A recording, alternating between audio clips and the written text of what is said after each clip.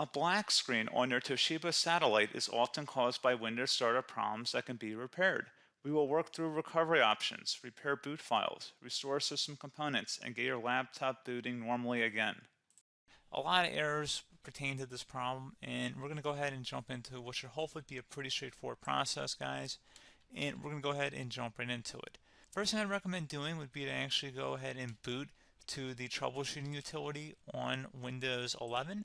So if you do a hard power off 3 times in a row, Windows should automatically attempt to launch the startup repair utility. And if it doesn't find anything, it will give you the option to select advanced settings, in which case it will take you to a screen that looks like this. Now, if it does not take you to a screen that looks like this, or you're unable to get to that, you can also download the Windows 10 Media Creation Utility, or Windows 11. They probably will make a creation utility for Windows 11 at some point. And it doesn't really matter, you can actually run the Windows 10 utility on Windows 11 as far as I'm aware. And you should be able to run the troubleshooting utilities built in within it. So you just would go ahead and download it to an ISO file and then burn it to a DVD or USB. It'd have to be about 4 gigabytes or more. It couldn't be a small USB flash drive, and it couldn't be a CD. It'd have to be a DVD. And then you'd boot your computer from it. So depending on the computer manufacturer, you'd have to tap a different key on your keyboard in order to launch that menu, in order to select what boot drive you want to go off of. So it could be anything between the escape key, F2, F8, F12, for example, and those are the function keys on the top of your keyboard. So you may have to just do a little bit of trial and error. Shouldn't take you more than a couple minutes. Googling it would probably be best before you even begin. But anyway, we're ready to go ahead and jump right into it. So we're on the choose an option page. So these will look very similar whether you're booting from it directly within Windows itself, or if you're plugged in a USB flash drive with the media creation utility installed and you selected the recovery option. So when you are setting up your Windows 11 installation or Windows 10, depending on the drive you're using, there should be an option to repair your computer in the bottom left corner of the dialog window, one of the first screens that comes up. You go ahead and select that, and then it would take you to a troubleshooting screen like you see here. And you want to go ahead and select troubleshoot, reset your PC, or see advanced options. And then there are going to be a whole bunch of options in here that we're going to explore in today's video. The first one, we're going to actually go underneath advanced options and then select startup repair, fix problems that keep Windows from loading. So go ahead and select that first.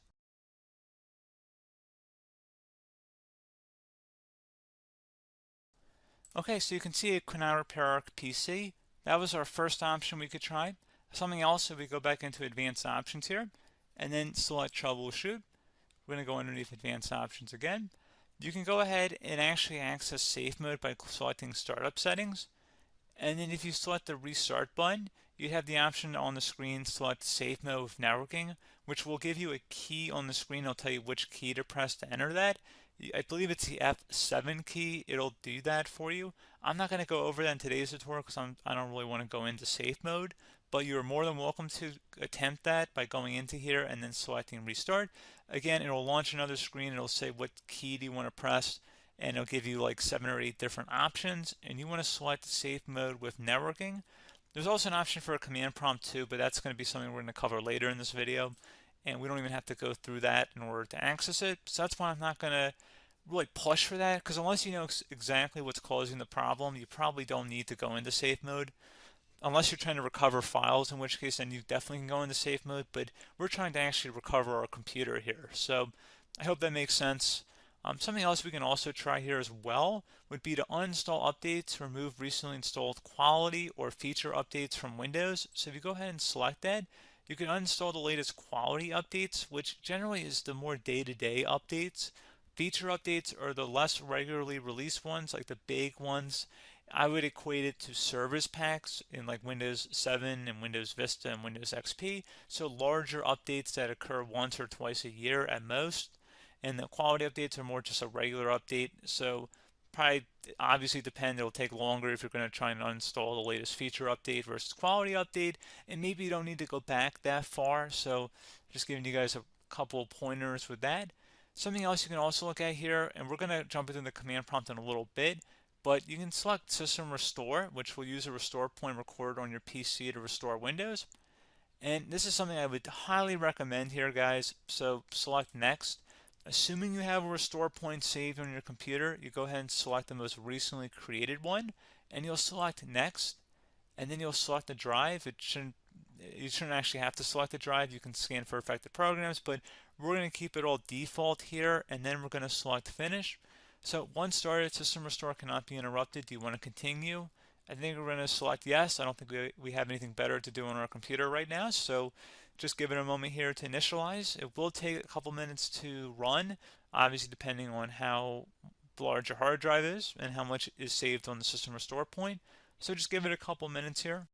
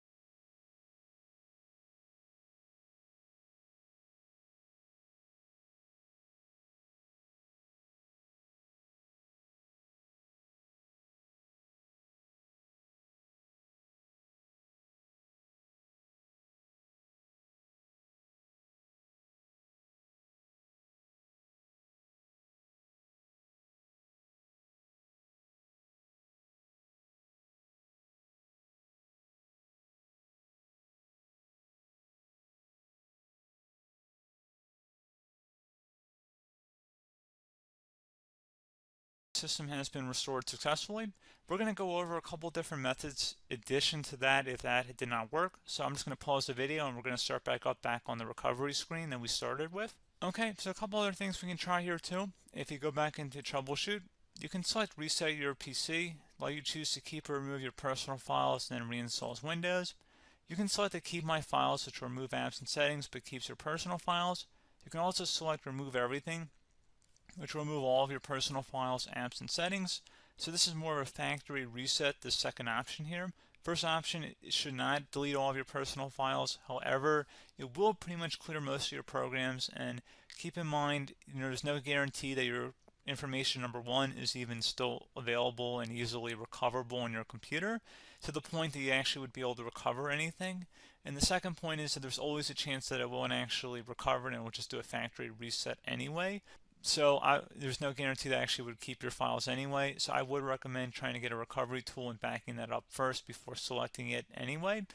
But again, those are a couple different options. And then something else you can try here if you go back to the choose an option. Another option, if you go underneath choose an option and select troubleshoot, advanced options, and now select where it says command prompt. Okay, so the first thing we should do is type our main hard drive here. In most cases, it should be the C drive. So you just do a C colon and then hit enter on your keyboard. So once you're underneath the C drive, we're going to type in dir and then hit enter on your keyboard. It should have program files, users, and Windows all in there. That's how you know you're in the right directory.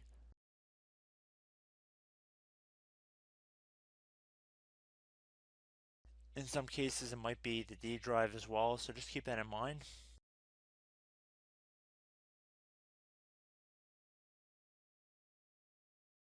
Next thing we're going to do is type in cd space / Windows / system 32 / config, and then you're going to hit enter on your keyboard.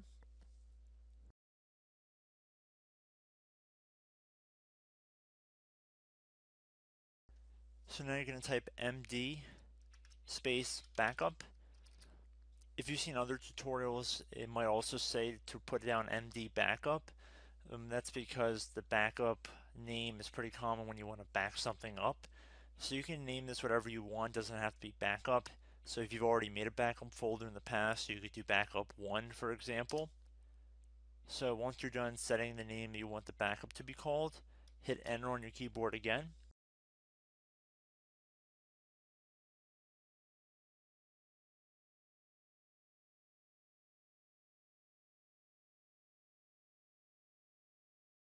At this point you want to type copy, C-O-P-Y, space, then you want to do the star symbol above the 8 key, then do a period or a dot, whatever you want to call it, then another star sign, and then another space, and then type backup, and then hit enter on your keyboard.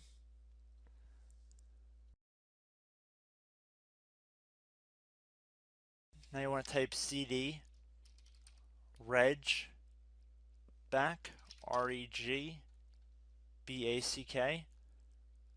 and then hit enter on your keyboard. So now that we are under the reg back, so now you want to type dir again, and then hit enter.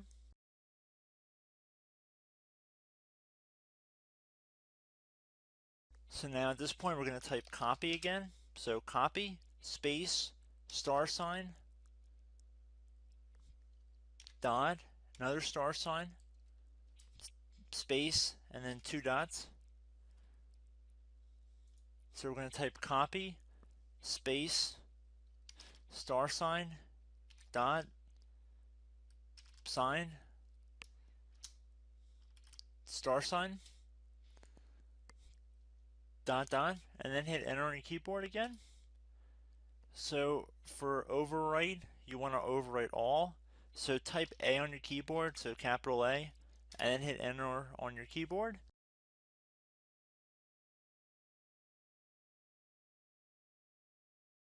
So at this point you should be good to go. You can close out of the command prompt window, and if you accidentally continue to Windows 10 you should be all set. So I hope one of these 3 or 4 different methods we went through in this tutorial helped you guys out. Again, I'm not sure if you guys heard me earlier, but try to go back into your safe mode if possible and uninstall any programs you know might be conflicting with the Windows startup if you can get into safe mode. So just keep that in mind. Something very simple like that could be blocking up everything. So again, I hope this tutorial helped you guys out, and I will catch you in the next tutorial. Goodbye.